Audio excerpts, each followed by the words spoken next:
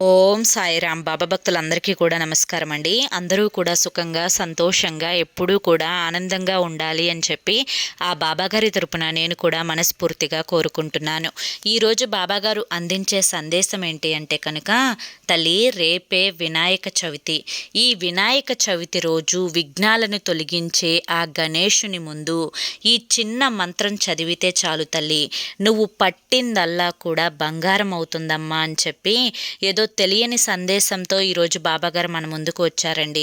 మరి ఆ సందేశం ఏంటో మీరు పూర్తిగా తెలుసుకోవాలి అనుకుంటే కనుక మీరు పూర్తి వీడియో అనేది చూడాల్సిందే. కాబట్టి ఆ వీడియో కోసం కింద @సాయి పిలుపు అని చెప్పి ఛానల్ పేరు కనిపిస్తుంది కదండి, ఆ పేరు కింద ఉన్న ప్లే బటన్ని కానీ టైటిల్ని కానీ మీరు క్లిక్ చేస్తే మీకోసం అక్కడ ఫుల్ వీడియో అనేది ఉంటుంది. అందరూ ఓపెన్ చేసి తప్పకుండా చూడండి.